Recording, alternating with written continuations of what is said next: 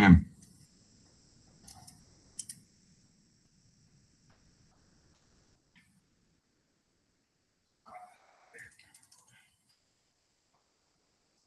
La clase de hoy vamos a estar viendo más bien definiciones que, como les decía, redondean lo que estuvimos viendo y son la introducción a los algoritmos y a los esquemas de computación distribuida que van a ver en la materia de sistemas distribuidos 1. Sí. Así que esta va a ser la última clase que va a tener esta modalidad. Lo que queda son prácticas que va a estar dando Ariel y ya se vienen un montón de días de las presentaciones de los trabajos prácticos que son en la facultad y van a tener sus horarios, ahí se están haciendo los horarios. Así que bueno, esta clase vamos a estar hablando de las definiciones de ambientes distribuidos. Esto está en el libro de... está en la bibliografía, tienen el libro en el cual nos hemos basado para estas definiciones. Así que bueno, vamos a estar empezando a hacer definiciones el día de hoy. Primera definición, lo que es una entidad. ¿Sí? Nosotros ya estuvimos hablando a lo largo de toda la materia prácticamente de entidades sin mencionarlo, pero ya estuvimos hablando de entidades o sin precisarlo. Y trabajamos con muchas entidades. Bueno, entonces una entidad en el entorno de concurrencia distribuida es una unidad de cómputo. ¿Sí? Una unidad de cómputo del ambiente informático distribuido. Esa unidad de cómputo puede tener la granularidad o la frontera que ustedes necesiten para modelizar el diseño, el problema, la especificación. ¿Sí? Podemos hablar en más alto nivel o más bajo nivel. Por ejemplo, si hablamos más alto nivel de abstracción, ¿no? O más bajo nivel, más cerca del lenguaje de máquina, si quieren, más cerca del hardware. ¿Sí? Más alto nivel de abstracción podría ser, hablar una entidad, podría ser un actor, donde el actor es una entidad que tiene su grado de abstracción, ¿sí? Su comportamiento, sus propiedades, sus definiciones, como ya hemos venido hablando. ¿Sí? De ahí podemos aplicar también el concepto de entidad a un proceso, ¿sí? Entendiendo como un proceso a esas partes independientes de nuestro programa concurrente. ¿Sí? Entonces es una unidad de cómputo. ¿Sí? Todo cubre con la definición que venimos hablando. ¿Sí? Puede ser un procesador, un thread, ¿sí? Dependiendo de lo que necesitamos y qué estemos modelizando, qué nivel de abstracción estemos desarrollando de la arquitectura de nuestro sistema. Entonces, esto es una entidad. Las entidades se caracterizan por tener capacidades. ¿Sí? Básicamente, capacidades son las cosas que una entidad puede hacer, lo que es capaz de hacer. Estas son las capacidades. Y las entidades tienen estas 4 capacidades. La primera es el acceso de lectura y escritura a una memoria local que es propia de la entidad y que no está compartida con otras entidades.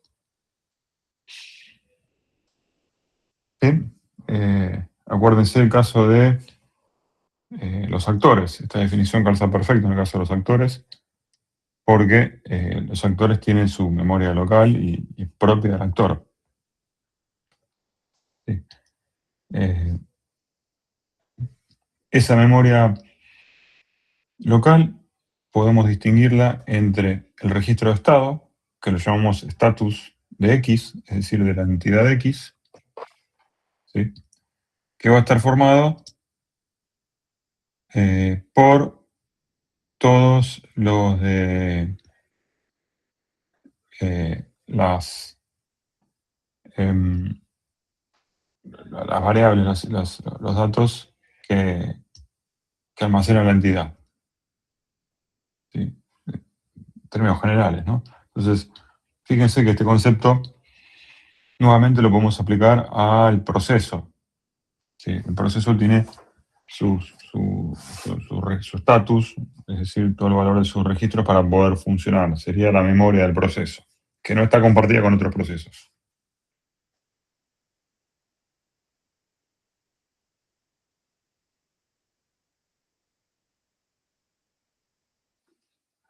Por otra parte,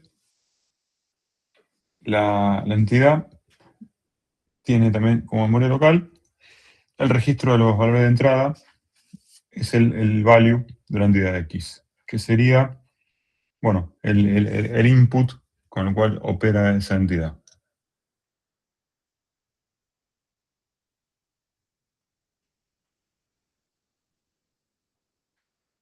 La otra capacidad que tiene la entidad, es la de realizar procesamiento local. Esto quiere decir, ejecuta cómputo localmente, sus instrucciones las ejecuta localmente la entidad.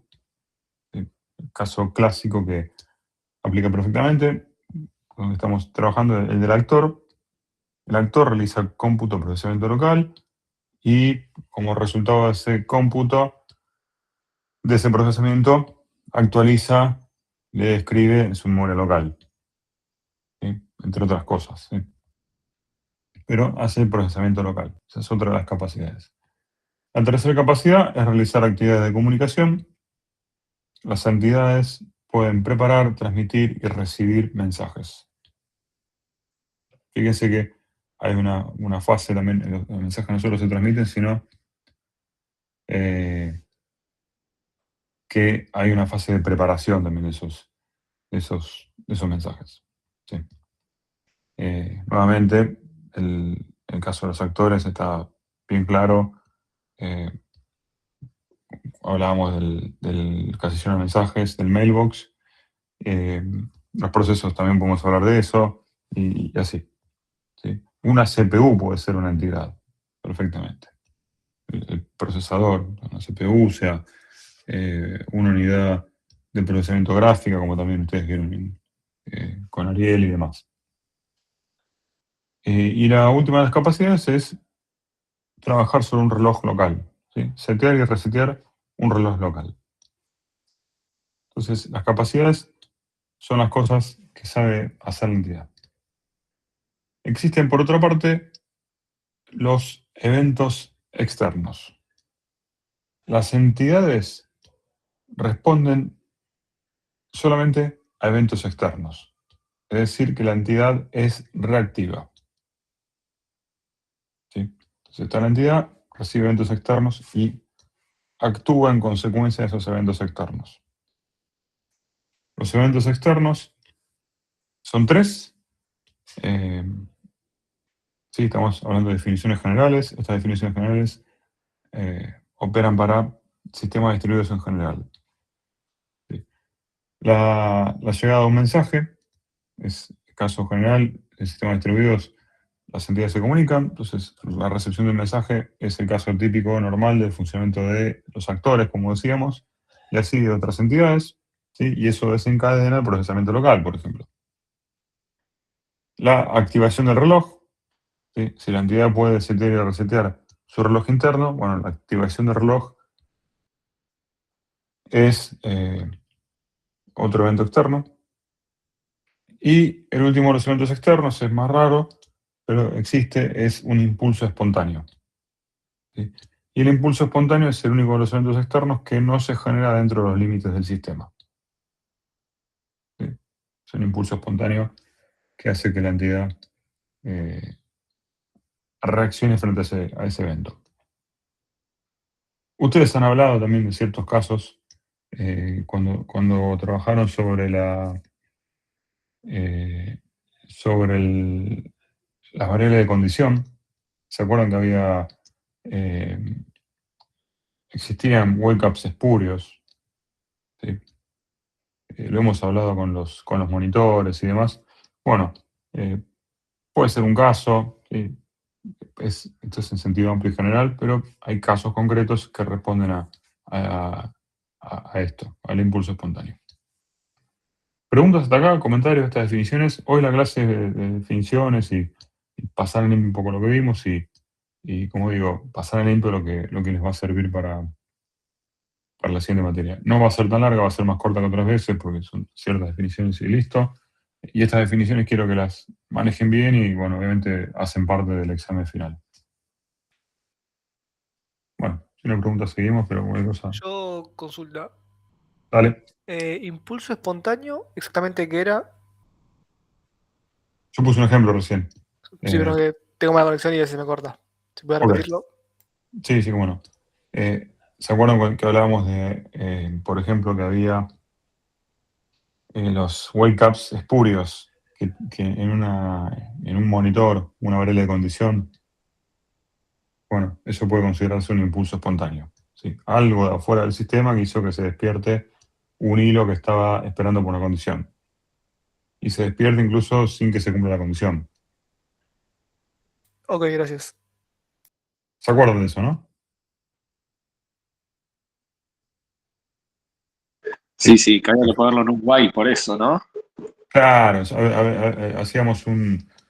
usábamos un idiom que permitía verificar esa condición. Se llama idiom, ¿no? Porque es eh, un chequeo.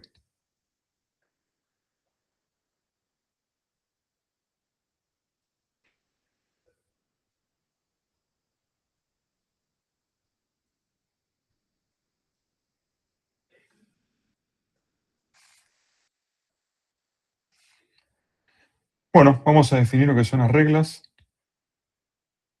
y, y comportamiento. Primera definición, la definición de acción. Acción es una definición que ya venimos utilizando, no la hemos formalizado, pero es una definición que venimos utilizando. ¿Sí? Una acción es una secuencia finita e indivisible de operaciones, ¿sí? Que se dice que es atómica porque se ejecuta sin interrupciones. Entonces ya venimos hablando de esto un montón de veces. Desde que empezamos a hablar de la sección crítica, hablábamos de esas porciones del código que se ejecutan sin interrupciones y que de forma exclusiva, además. Bueno, eso puede ser un ejemplo de una acción. En líneas generales, ¿sí? No necesariamente esa es la condición, o no es necesariamente, no se necesita que sea una sección crítica para hacer una acción. Por ejemplo, si tuviéramos un actor, el actor, acuérdense que no ejecuta su código de forma local, como dijimos recién y como ya vimos, entonces no tenemos una sección crítica del actor. Bueno, pero sí tenemos una función que es la que se ejecuta como respuesta a un cierto mensaje recibido, con lo cual esa podría ser bien una acción. ¿Sí? La siguiente definición es la de regla. ¿Sí? La regla es la relación entre el evento que ocurre y el estado que tiene la entidad, el estado interno. Acuérdense que el estado es ese estatus de X, que es el valor de la memoria local de la entidad, es propio de la entidad. ¿Sí? Entonces, la relación entre el evento que ocurre y el estado de la entidad cuando recibe ese evento o cuando ocurre ese evento. Por ejemplo, recibir un mensaje. Por ejemplo, que se disparó el reloj, que se activó el reloj, la alarma. ¿Sí? Entonces, decimos que el par del estado de la entidad en ese momento con ese evento definen la acción que se aplica. ¿Sí? Esto es la regla. Para ese estado de la entidad con ese evento recibido, se ejecuta esa acción. Y eso lo veíamos claramente en el modelo en el framework de actores, lo veíamos claramente, ¿no? Porque veíamos que eh,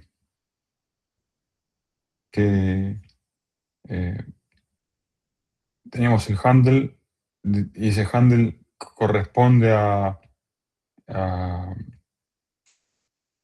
a cierto tipo de mensaje.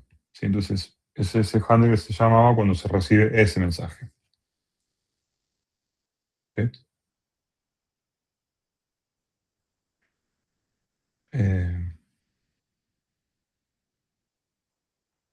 Entonces, esa es la regla. ¿Sí? Es básicamente, ¿no? ¿Qué regla aplicar? O sea, cuando recibes este mensaje, hace tal cosa. ¿Sí? Lo que conocemos coloquialmente como regla, bueno, es eso. Y ahora, sobre la definición de regla, definimos lo que es el comportamiento. El comportamiento es el conjunto de todas las reglas a las que obedece una entidad X. Y el comportamiento lo denotamos con la letra B larga. Entonces, B larga de X es el comportamiento de la entidad X. ¿Sí? De forma tal que P de X es el conjunto de todas las reglas posibles, ¿sí?, que tiene definida la entidad X. Entonces, para cada posible evento que reciba la entidad, debe existir una única regla, porque es determinístico. Con un evento y su estado se ejecuta la acción, entonces es una única regla. ¿Sí? O sea, está bien definido qué regla se dispara cuando se recibe tal evento. Entonces, al B de X, que es el comportamiento de la entidad, es decir, el conjunto de todas las reglas de la entidad, se lo define también como el algoritmo distribuido de la entidad X o como el protocolo. ¿Sí? Porque es el conjunto de todas las reglas, el protocolo. Fíjense que esto se puede aplicar a las definiciones que hablábamos cuando hablamos de los protocolos de las capas de red del sistema distribuido. ¿Sí? O de las capas del software de red, quiero decir, de todas las capas. ¿Sí? Ese conjunto de las reglas. ¿Sí? El protocolo de red tiene ciertas reglas. El protocolo de transporte tiene ciertas reglas. Y bueno, por eso, protocolo. Con esto definimos el comportamiento colectivo. Porque si B de X es el comportamiento de la entidad X, entonces B de E es el comportamiento, o sea, decimos que es comportamiento colectivo porque es la E es de entidad. ¿Sí? Es el comportamiento general de las entidades, o comportamiento colectivo del ambiente distribuido, es el comportamiento de cada entidad, B de X, para cada entidad X perteneciente al conjunto de entidades. ¿Sí? Por eso usamos esta notación. Para todo, ¿no? Decimos, dije para todo X perteneciente al conjunto de entidades del sistema del ambiente distribuido. ¿Sí? Entonces, todos los comportamientos posibles forman el comportamiento del ambiente distribuido o comportamiento colectivo. ¿Sí? Está claro, ¿no? Distintas entidades pueden tener distintos comportamientos.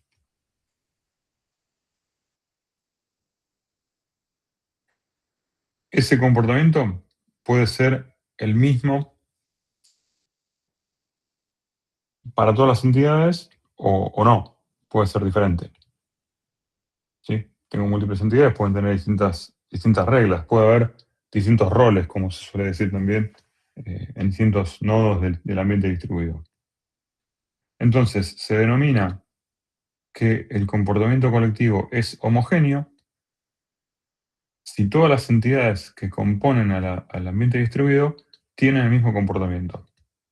Por eso se habla que es homogéneo. Esto simbólicamente se lo escribe como para todo X e Y perteneciente al conjunto de entidades, el comportamiento de X es igual al comportamiento de Y. Es decir, que agarra cualquier par de entidades y tiene el mismo comportamiento. Entonces, si se cumple eso, el comportamiento del ambiente distribuido es homogéneo. ¿Por qué? Porque todas las entidades tienen el mismo comportamiento. Existe una propiedad que se puede demostrar formalmente, pero podemos tener la intuición, que dice que todo comportamiento colectivo se puede transformar en homogéneo. ¿Qué quiere decir esto? Que si tenemos entidades que tienen distinto comportamiento,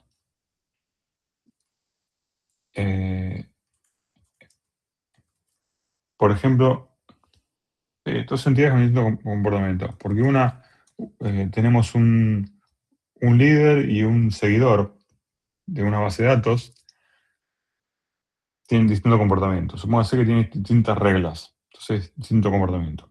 La propiedad nos dice que podemos homogeneizar el comportamiento, que puede transformarse en homogéneo. Bueno, ¿cómo haríamos eso? Y haríamos a todas las entidades, tenemos que cargar el mismo programa, sería con las mismas reglas, es el mismo software, el mismo comportamiento, y ese comportamiento que le cargamos, esas reglas, lo que van a hacer es tener la verificación, van a tener, va a haber if en algún lado, que indique, que pregunte, ¿soy líder? Entonces, hacer funcionar de tal manera. No soy líder, funciona de tal otra manera. Y esas son reglas que van a ser las mismas para los dos. Entonces, ¿qué es lo que cambia? Y lo que cambia es el estatus de la entidad X. Porque en una va a estar que la variable interna líder está en true y en otra está en false. Pero en definitiva, las reglas que se aplican son las mismas. ¿Sí? Entonces, convertimos o transformamos el comportamiento que era no homogéneo en homogéneo. ¿Sí? Fíjense que pasamos a depender solamente del estado interno de la entidad.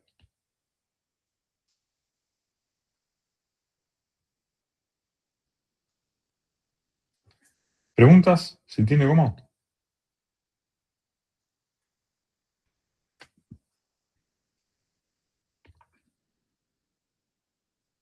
¿Sí? Ok, perfecto.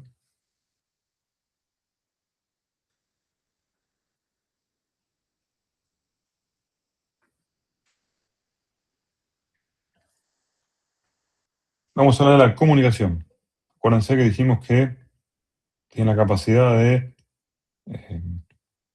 enviar, recibir mensajes, preparar, enviar y recibir mensajes. Sí. Entonces, para la comunicación tenemos estas definiciones. Una entidad se comunica con otras entidades mediante mensajes. Y de forma general, esos mensajes son una secuencia finita de bits. ¿Sí? Si son una secuencia finita de bits, quiere decir que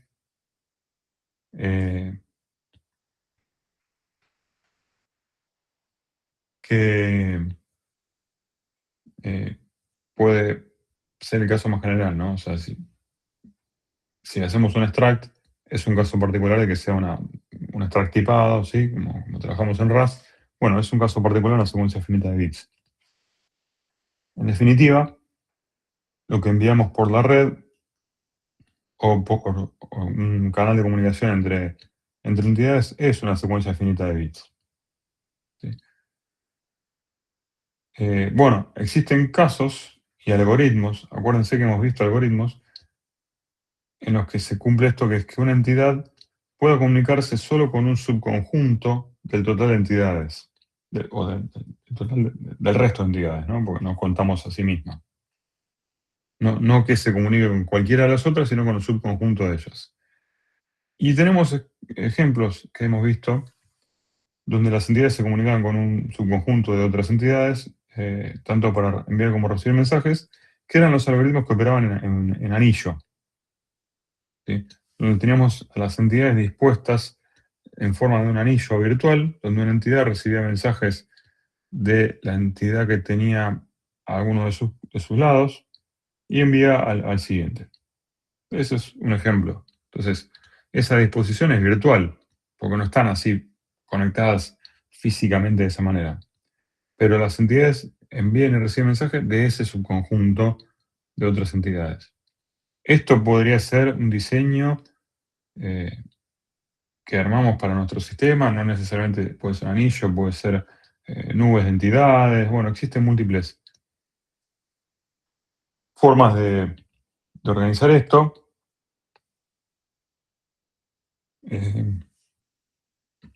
Y definimos a el conjunto de entidades de salida, NOut de la entidad X, que está incluido o igual al conjunto de totales de entidades, ¿sí? Y esto es el conjunto de entidades a las cuales esa entidad puede mandar mensajes, por eso el out.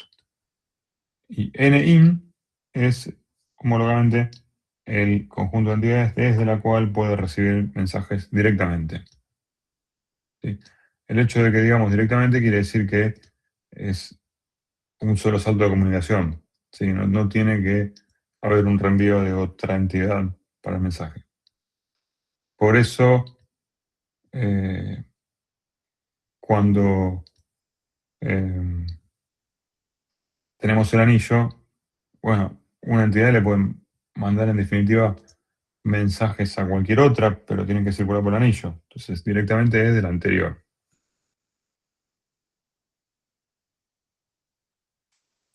¿Preguntas? ¿Comentarios?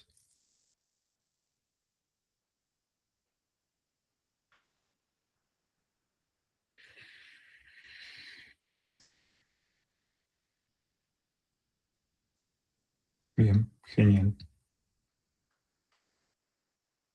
Tenemos algunos axiomas de la comunicación. El primer axioma es el de los delay de comunicación finitos.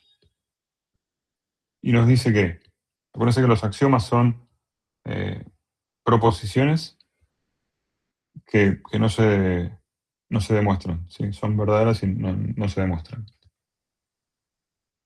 Se toman como verdaderas. Bueno, entonces, en ausencia de fallas, los delays de comunicación tienen una duración finita. Es un axioma de los delays de comunicación finito. ¿Sí? Esto parece bastante obvio, pero termina siendo un axioma. ¿Sí? Es decir, si nada falla, supóngase una comunicación a través de Internet entre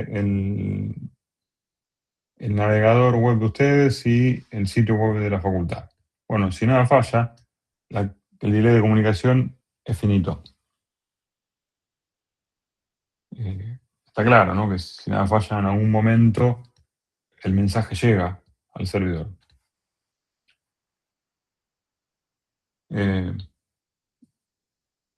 Se puede pensar por la negativa, ¿no? Si algo falla, el mensaje nunca va a llegar.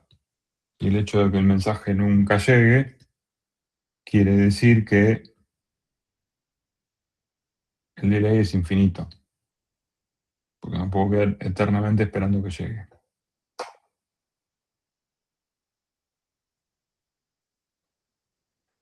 Y el axioma de orientación local nos dice que una entidad puede distinguir entre sus vecinos NOut y NIN.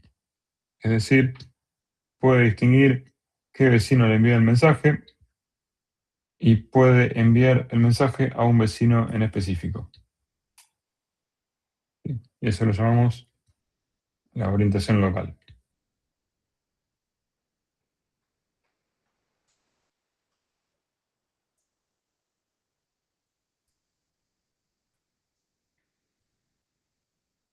existen las definiciones de las restricciones de confiabilidad. Las restricciones de confiabilidad son las siguientes. Hablamos de entrega garantizada cuando cualquier mensaje enviado será recibido con su contenido intacto. Acuérdense que hablábamos un poco de esto cuando hablábamos de los protocolos de red, bueno, del software de red en general, ¿sí? Hablábamos de TCP y demás, y hablábamos de que TCP tiene una entrega garantizada del mensaje. Hablamos de la confiabilidad parcial, que nos dice que, o sea, la restricción de confiabilidad parcial dice que no van a ocurrir fallas. Y la confiabilidad total es que no han ocurrido ni ocurrirán fallas. ¿Sí? Estas son las restricciones de confiabilidad del ambiente distribuido.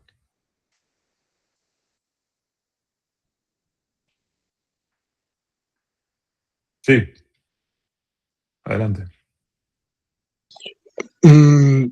Como que no termino de comprender la diferencia. ¿Es que de a futuro se promete en la parcial? En la parcial se promete a futuro y en la total es que nunca ocurrieron ni que tampoco van a ocurrir. ¿Pero es una condición situacional o a futuro, todo el futuro? Como que no termino No, de entender el punto. a futuro, a todo el futuro del ambiente distribuido. Ok. ¿Sí? Estamos hablando de comunicación siempre. Esta es la base, o sea, el marco teórico que se utiliza como las precondiciones del sistema, de los algoritmos o de los modelos que se desarrollan. Acuérdense que, por ejemplo, la semana pasada hablábamos del modelo de transacciones y de transacciones distribuidas y que se sustenta sobre premisas que son premisas prácticas que necesita que sean verdaderas. Por ejemplo, la del storage durable. ¿Sí? Y eso, en la práctica, o sea, desde el punto de vista teórico, podemos asumirlo, pero en la práctica, el storage durable y que no tenga fallas, que uno lo que guarda se mantiene almacenado, permanece, y no es estricto. ¿Sí? O sea, con suficiente tiempo, el storage se deteriora. Bueno, son marcos de propiedades para poder construir algoritmos o sacar conclusiones o realizar análisis formales a partir de las precondiciones. ¿Sí? No pierdan de vista eso. Entendido, muchas gracias. Al contrario. Restricciones temporales. ¿Sí? En base a lo que acabamos de decir, o estos axiomas, se definen los conceptos de restricciones temporales. ¿Sí? Las restricciones temporales son estas. La primera es la de los delay de comunicación acotados. Y nos dice que existe una constante delta, tal que en ausencia de fallas, el delay de cualquier mensaje es a lo sumo de delta. ¿Sí? Fíjense que esto es una aplicación un poco más fuerte, o una condición que le pedimos que sea un poco más fuerte, de el axioma que teníamos que nos dice que en ausencia de fallas el delay de comunicación es finito. Bueno, ahora el delay de comunicación acotado es no solo es finito, sino está acotado por una cota de delta. Entonces, si tenemos un sistema con una restricción temporal de delay de comunicación acotado, es que sabemos o conocemos o existe un delta. Y esto, en muchos casos, en muchos algoritmos o muchos protocolos, se mide y se toma como consideración. Bueno, el protocolo considera que el delay es a lo sumo de tanto, es decir, existe en TCP, existe, por ejemplo, existe el delay de comunicación acotado en esa cantidad. Por eso tenemos el round trip time, y que es lo que es el tiempo máximo que se considera de cuánto demora en un mensaje dar toda la vuelta por internet, de los extremos más alejados del grafo de internet. ¿Sí? Por eso se considera también para ciertas operaciones el doble del round trip time. Bueno, se fijó una constante en 4 minutos y demás. Bueno, el protocolo definen esas cotas, se analiza y se definen esos delta. ¿Sí? La otra restricción temporal es la de los delays de comunicaciones unitarios. Los delays de comunicación unitarios nos dicen que, en ausencia de fallas, el delay de cualquier mensaje en un enlace es igual a una unidad de tiempo. ¿Sí? Esa unidad de tiempo puede ser la que sea, no importa, o sea, cuál es la unidad de tiempo de nuestro sistema. Es decir, podría ser 1 minuto, 1 segundo, 10 segundos, lo que sea. Fíjense que habla de el delay del mensaje en un enlace. ¿Y eso por qué? Porque, bueno, puede ocurrir que para mandar un mensaje, para enviar un mensaje de una entidad a otra, el mensaje tiene que pasar por múltiples enlaces. Tal era el caso de la comunicación en anillo del ambiente distribuido en anillo.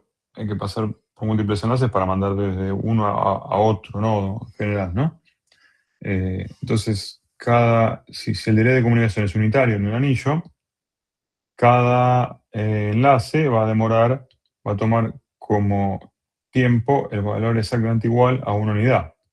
Entonces, si tengo un anillo con 8 nodos, tengo que saltar 4 enlaces, yo sé que para enviar de la entidad A a la B, tengo un salto de 4 enlaces, va a ser 4 unidades de tiempo.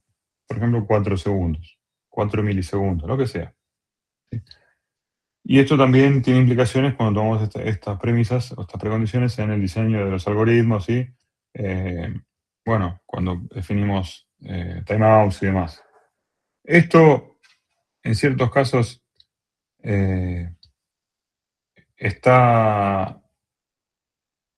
esto en la práctica se puede lograr, no es algo que sea impracticable. ¿Sí? De hecho, es bastante común en topologías en anillo donde la construcción física es en anillo. ¿Sí? Por ejemplo, se define, si conectamos las computadoras en anillo con un cable coaxil, como se hacía hace mucho tiempo, cada computadora está conectada con la siguiente, una tarjeta de red que tiene dos entradas, dos conectores. Podemos considerar que fácilmente se puede lograr la conexión en anillo o el delay unitario sobre la conexión en anillo. ¿Sí? En particular, si todas las computadoras están a igual distancia y los cables tienen la misma longitud, esto es factible que ocurra. Entonces, esta es una condición mucho más fuerte, pues nuestro algoritmo o nuestro protocolo puede tomar esto en consideración. ¿Sí? Obviamente, es un escenario mucho más fuerte, mucho más restrictivo. ¿Sí? Y la otra restricción temporal es la de los relojes sincronizados. Esto nos dice que todos los relojes locales se incrementan simultáneamente y el valor de ese incremento es constante. ¿Sí? Esto se puede lograr perfectamente, bueno, cuando tenemos esa restricción temporal, se cumple esa condición. Sigamos. Ahora vamos a hablar de los aspectos de costo y complejidad de los algoritmos en ambientes distribuidos.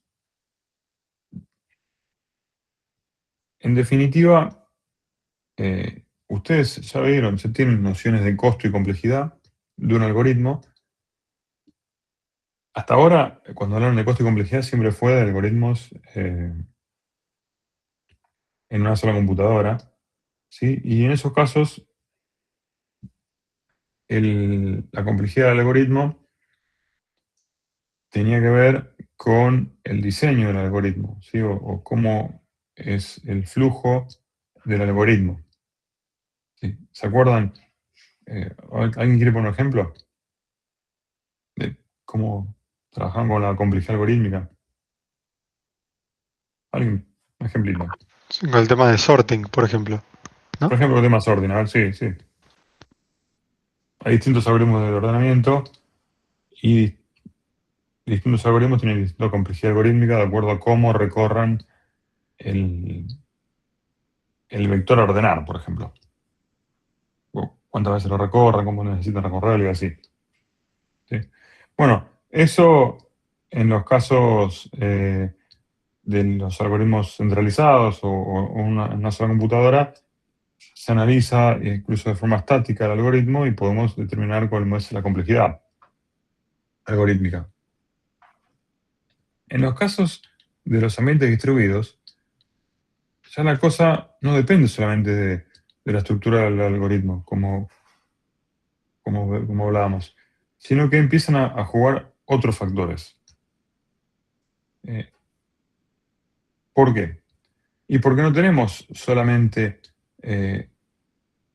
datos en la memoria, ¿sí? Sino que tenemos que considerar dos cosas principalmente, que son la cantidad de actividades de comunicación y el tiempo. ¿Sí? Y esas medidas son las que nos permiten comparar algoritmos distribuidos. La cantidad de actividades de comunicación va a incluir o va a medir la cantidad de transmisiones o el costo de los mensajes, que llamamos M, ¿sí? ¿Cuántos mensajes tuvimos que enviar para lograr finalizar la elección del líder, por ejemplo? Bueno, distintos algoritmos tendrán distinta cantidad de mensajes que se necesitan. Y el otro aspecto de la cantidad de actividades de comunicación es la carga de trabajo por unidad y la carga de transmisión. Y esto es fundamental. Los mensajes, ¿cuánto tiempo me lleva a construirlo? O ¿cuánta carga de procesamiento es construirlo? Y la carga de transmisión, ¿qué tamaño tienen los mensajes?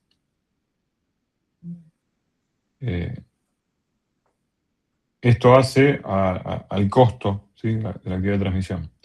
Que hasta puede ocurrir que ese costo haga que sea inviable ciertas actividades de transmisión. Por ejemplo,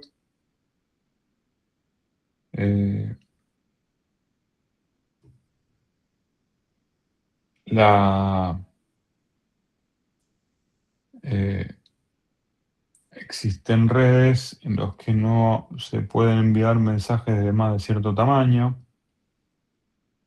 y supóngase que no implementamos una fragmentación. Entonces, bueno, si los mensajes son muy grandes, no se podría, eso hace inviable el funcionamiento del algoritmo, del protocolo, o sí, el conjunto de reglas. Hay algunos casos de tipos de redes físicas que no permiten, ¿sí? Ocurría con redes satelitales y demás. Bueno, o sea, eso fue en restricción, y sobre todo cuando no estaba implementada la fragmentación del reensamblado o en ciertos protocolos que no lo permitían. Por poner un ejemplo. Pero si ocurre que sí, que se puede, que es factible, bueno, no es lo mismo enviar mensajes grandes que mensajes chicos. ¿Sí? El otro factor para medir el costo y la complejidad es el tiempo. Es el tiempo total de ejecución del protocolo y el tiempo ideal de la ejecución. ¿Sí? El tiempo ideal se considera el escenario ideal del ambiente distribuido en el que consideramos que los delays de comunicación son unitarios y los relojes están sincronizados. Entonces ahí hay un tiempo ideal teórico del protocolo. Bueno, si tenemos todas estas mediciones, podemos comparar algoritmos distribuidos. ¿Sí? Y ya no es, como hablábamos antes, esa medida de complejidad algorítmica. Estamos hablando de complejidad de un protocolo en un ambiente distribuido. ¿Sí? Porque fíjense que tiene mucho más peso, más juego, las actividades de comunicación, ¿sí? el tiempo en realizarlo.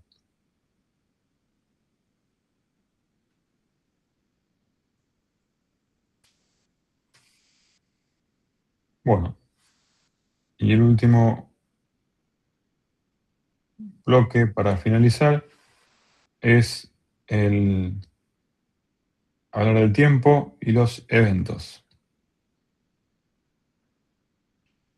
Decíamos que tenemos 3 tipos de eventos: el impulso espontáneo, la recepción de un mensaje y la activación de una alarma, es decir, la activación de un reloj.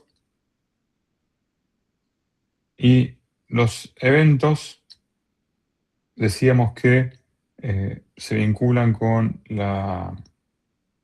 el estado de la entidad, y eso decidía qué acción ejecutar en la entidad que recibe el evento.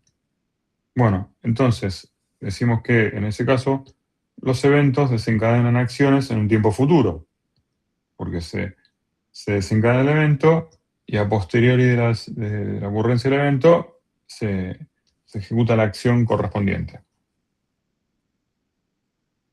De esta forma, en un ambiente distribuido, los delays que resultan de esas distintas ejecuciones del protocolo pueden dar resultados diferentes. ¿Sí? Y esto ya lo fuimos viendo, aunque no trabajamos con ambientes distribuidos, pero en un ambiente distribuido se ve mucho más claro. Puede haber entidades que sean más rápidas que otras, tengan más potencia de cómputo que otras, puede haber delays de comunicación que no sean unitarios y así. ¿Sí? Y de acuerdo a lo que es a la criticidad del ambiente distribuido o del sistema que estamos implementando, empiezan a tomar juego más importancia disminuir, por ejemplo, el tiempo de comunicación o el de procesamiento, y por eso puede ser importante tener la computadora más rápida. Por ejemplo, en un ambiente distribuido como puede ser la blockchain de Bitcoin, gana en la producción de cada bloque el minero que produce antes el bloque. Entonces, hay una carrera por tener la computadora más rápida o una granja de servidores y demás para producir el bloque. ¿Sí?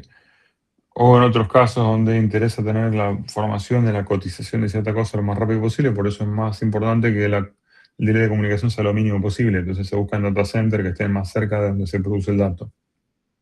Y así hay ejemplos donde, de acuerdo a lo que importe, se optimizan otros parámetros del sistema de ambiente distribuido. Entonces, puede ocurrir que los eventos que disparan acciones puedan generar nuevos eventos en el futuro. Entonces, los eventos disparan acciones en el futuro y las acciones pueden generar nuevos eventos. Esto, por ejemplo,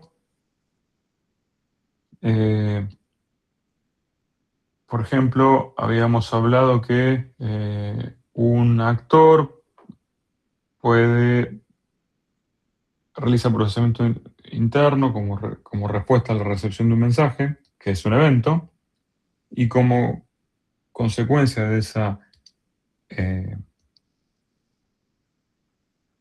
ese procesamiento local que hace el actor, envía mensajes a otros actores.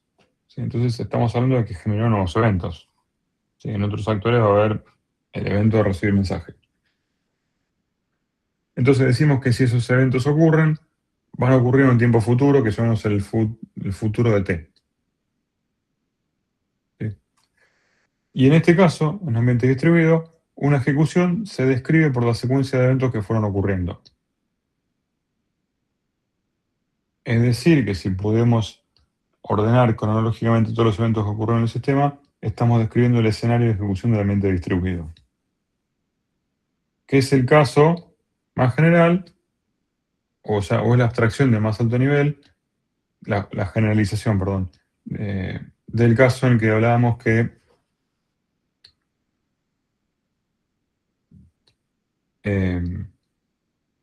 teníamos el intercalado arbitrario de las operaciones de la secuencia de operaciones, ¿sí? ¿Se acuerdan? En un programa concurrente. Sí.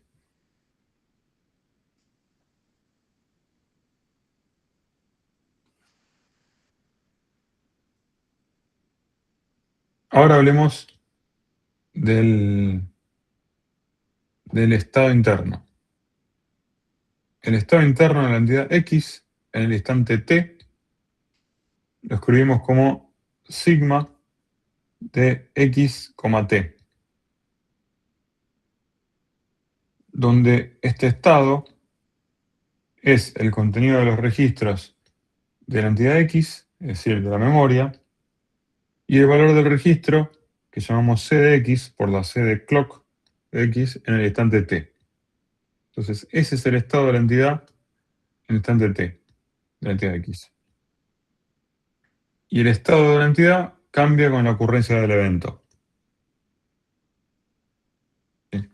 Entonces, formalizando lo que dijimos hace un rato, lo de la definición de reglas, acciones y demás, y de comportamiento, es si una entidad X que recibe el mismo evento en dos configuraciones, en dos ejecuciones distintas del ambiente distribuido, y ocurre que sigma 1 y sigma 2 son los estados internos de esos dos casos de la entidad en las dos ejecuciones.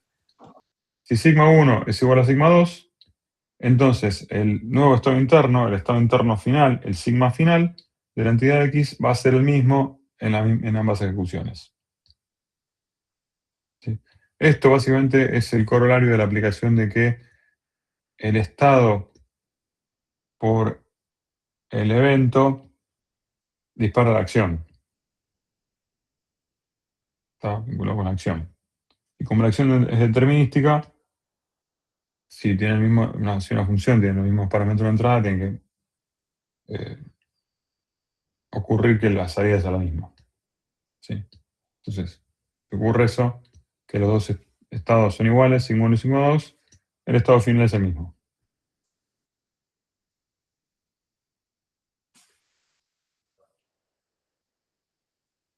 Bueno, y la última definición la que vamos a hablar es la definición de conocimiento de un ambiente distribuido. Tenemos distintos tipos de conocimiento. El primero es el conocimiento local. El conocimiento local es el contenido de la memoria local de la entidad X. ¿Sí? Y la información que puede derivarse de esa memoria local. ¿Sí? Es decir, todo lo que puedo inferir a partir de eso. Eso es el conocimiento. Un axioma dice que en ausencia de fallas, el conocimiento no puede perderse. Esto está claro, ¿no? Es el marco teórico. Si no hay fallas, el almacenamiento del storage es durable, el conocimiento no puede perderse. Sí. Tampoco hay cortes energéticos, ¿no? Ausencia de fallas.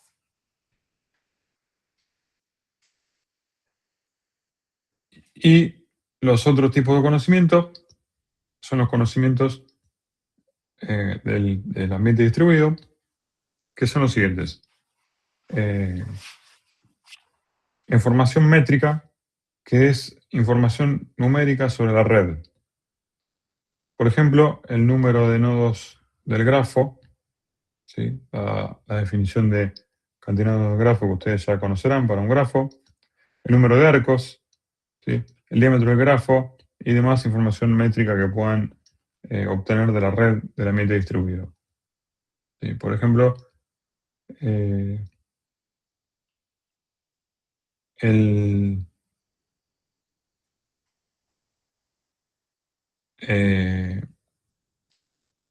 el análisis que pueden hacer del anillo, ¿no? Entonces, bueno, ahí tienen aplicar estos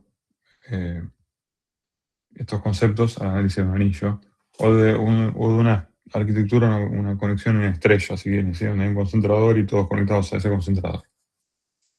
¿Sí? Ese es el primer conocimiento, la información métrica. El segundo tipo de conocimiento es las propiedades topológicas. ¿Sí? La topología es tipificar, ¿sí? Tipificar algo.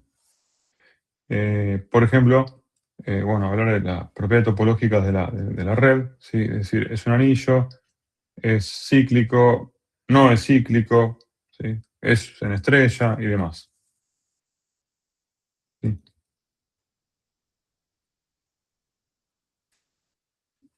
Y el tercer tipo de conocimiento es realizar los mapas topológicos de una entidad. Los mapas topológicos es definir, analizar, estudiar las vecindades de una entidad hasta una distancia d. Por ejemplo, la matriz de adyacencia del grafo. ¿Sí? Con eso definimos para cada entidad, ¿sí? Cómo es en conjunto la cantidad de nodos, de arcos, hasta una distancia d.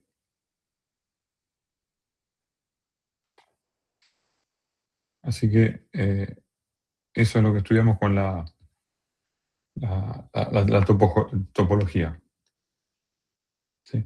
Son propiedades que son típicas del sistema, que no cambian con el transcurso, con la ejecución o con los distintos tipos de ejecuciones. ¿Sí? Tenemos un sistema, lo estructuramos y es fijo para todas las ejecuciones que vamos a hacer.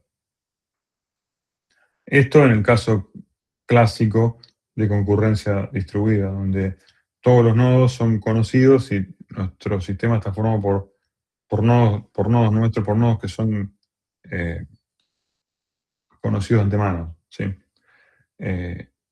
Esto puede variar, o alguna de estas propiedades puede variar en redes que son abiertas o redes que son no permisionadas, como son las blockchain, como decía hace un rato, donde existen una serie de mecanismos matemáticos basados en criptografía que permiten que uno no pueda ser deshonesto. Entonces, se puede sumar o no hay incentivos para ser deshonesto. Entonces, se puede sumar un nodo a la red, ¿sí? Sin permiso. Cualquiera se puede sumar y participar de la red. Entonces, la topología ahí no es fija. ¿Sí? Las propiedades esas van siendo flexibles. ¿Sí?